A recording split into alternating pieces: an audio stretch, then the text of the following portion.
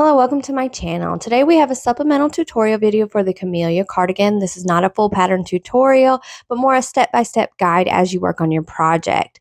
You will need the written pattern, which can be found on my blog or on Ravelry and Etsy. I'm going to be starting after I've crocheted the 3 panels and I'm getting ready to sew. Alright, I have created my 3 panels. I've got my back panel laid flat with the wrong side facing, and then I've laid my 2 front panels on top of it with the right side facing. So they're lined up along the edge all the way to the top with the right side facing on each one. So now I'm ready to sew them together and create my armholes so I can start my sleeves. So what I'm going to do is you can start here if you'd like, or however you want. What I'm going to do is I'm going to take these 2 stitch markers and I am going to count 70 rows from the bottom, from my row 1 all the way up the side, and mark it with a stitch marker. And I'm going to sew from the bottom to that stitch marker. Then I'm going to sew my shoulders. I'm going to sew all the way across this panel, all the way across this panel, and I'm going to do the same thing on the other side and sew all the way to the stitch marker. So I'm going to go ahead and do that. An easy way I have found to count your rows is, you can see here, one row, the second row, is a little more distinct on this side. This is making it the right side. You can see the double crochet. It just almost kind of sticks out just a little bit. And then the odd numbered rows are not distinct at all. They're almost like sunken in just a little bit. So that is how I count. I count by 2s. I've got my stitch markers on my rows, and I am ready to start sewing. So I'm going to line them up as best I can down here at the bottom. I'm going to take a long piece of yarn. I always get longer than I need, just to be safe, if possible. And I'm going to take a yarn needle, and I'm going to start sewing. Alright, so what I'm going to do is I'm going to take my 2 panels down here at the very bottom, and I'm going to thread my needle in between both. I've got a lot of yarn here. Probably did not need that much at all. Okay, and so I'm just going to work the mattress stitch along the sides, going in the end of each row, back and forth, all the way up to my stitch marker.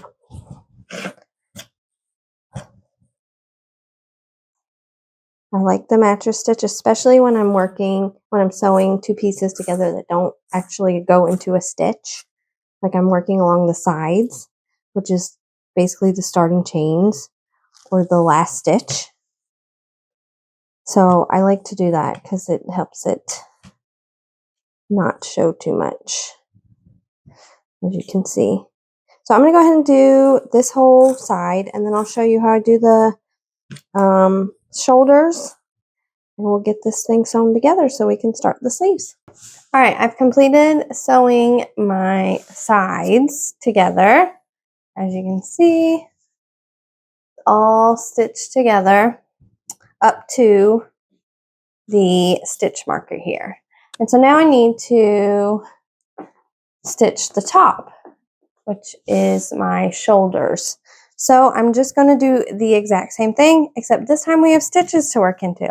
But I'm still going to do the mattress stitch. So I'm going to start into that first stitch, working into both of them, both panels, leaving a nice length of a tail. And then I am going to work my mattress stitch back and forth all the way across to the end of the front panel. And then I'm going to do the exact same thing on the other side, that I just did on this side, and then I'll have my cardigan stitched together and we'll be ready to start the sleeves. So I'm going to do that now, and I will meet you again when we're ready to do the sleeves. All right, we are ready to do our sleeves. As you can see, I've already done one. It's very simple. There's no decreasing except for at the very end, and then we work our trim for the sleeve, which is an extra wide or extra long ribbing trim. So I'm going to show you now where and how to join and get started on your sleeves. So I have my other armhole here. I've got my stitch marker still, and that's where I want to place my my join is right there in that armpit area where your armpits are at.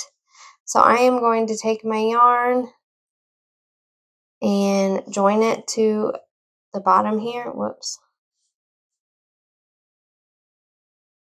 Just around that bottom corner where I stopped sewing, and then work a long chain. Well, there we go. All right, I'm going to go ahead and remove this because it's in my way. Now that I know where I'm stitching at. Okay, so let me make sure.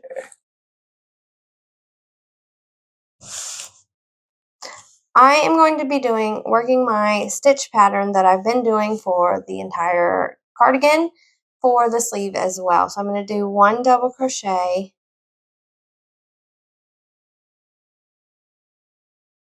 and 1 single crochet. And I'm going to work that evenly around. I'm not working into any stitches, but I'm going to work as evenly as I can around the armhole for 54 stitches. So I've got 2 there, 3,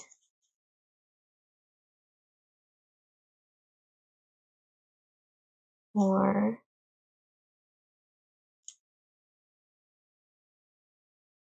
5, 6.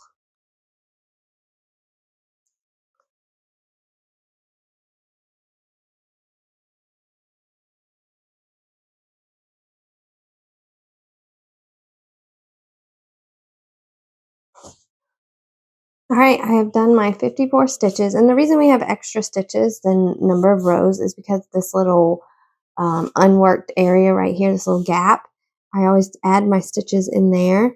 And so I'm going to join to my first stitch with a slip stitch.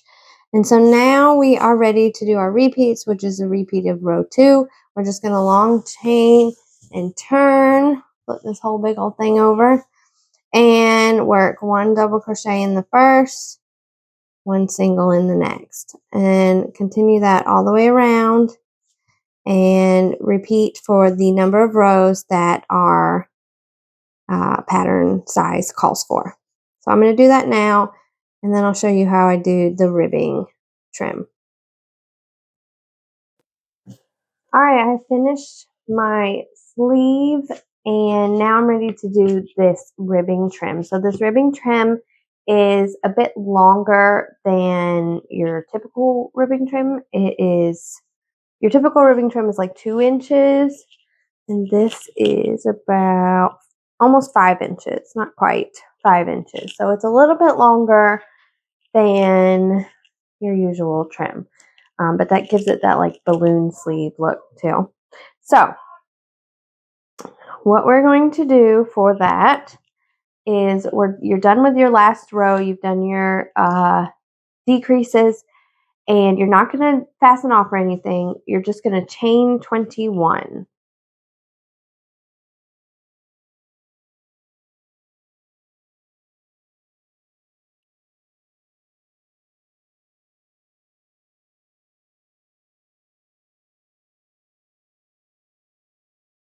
All right, and so now I'm going to work in the back bump, and I'm going to work 1 single crochet in the second chain from my hook and each chain across. So I'm going to have 20 single crochet when I get back down to the bottom of the sleeve. All right, I've done my 20. single crochets. Now what I'm going to do is I'm going to slip stitch into that first stitch and then again into the next. That's going to attach it to the sleeve. Then I'm going to chain one and turn my work and do one single crochet in the back loop only of those 20 single crochets that I did. So one back loop only, single crochet in each stitch across.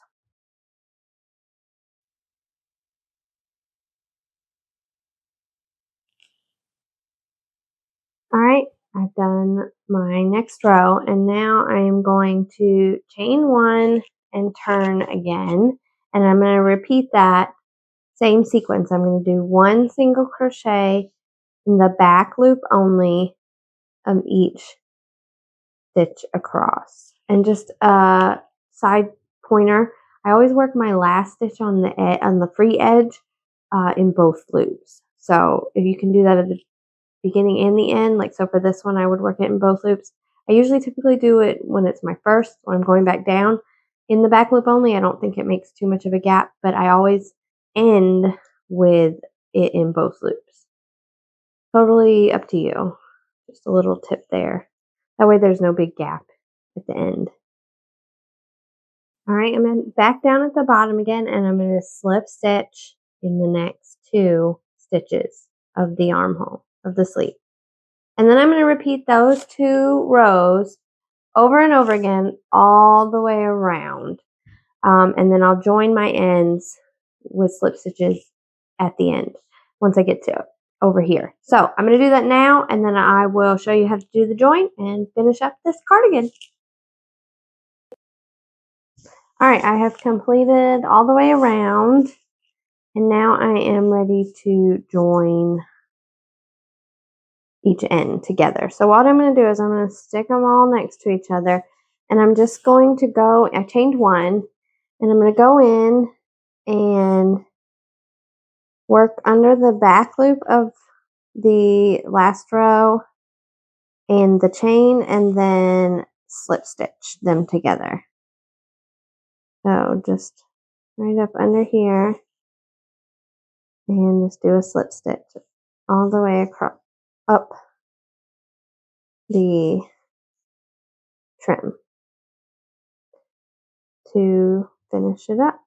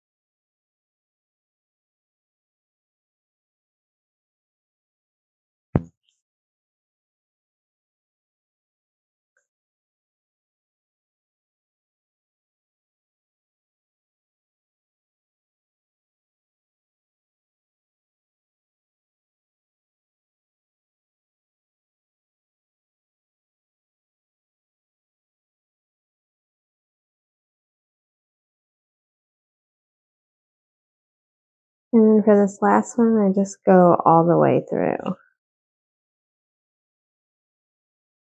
and do a slip stitch. And now it's all joined together. It just kind of looks very similar to the ribbing trim. And so I'm going to grab my scissors and fasten off. And there we have it. And then I'll weave in my ends and my cardigan is finished. So there we go. Before we go, I wanted to quickly show you how I'm sewing on the optional pockets.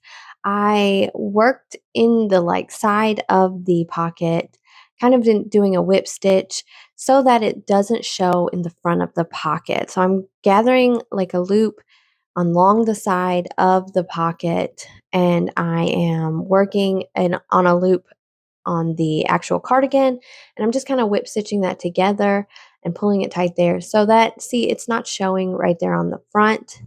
I'm just trying to make it as discreet as possible so that it doesn't show up at all. So you can do this like this, or however you prefer to do it. You can sew your panels or in your pockets, however you prefer, whatever you think looks best. This is just how I did it for my cardigan. And that's how you make the Camellia cardigan. If you have any questions, let me know. I'm happy to help. Thank you so much for watching. I hope you'll subscribe to my channel. Have a wonderful day.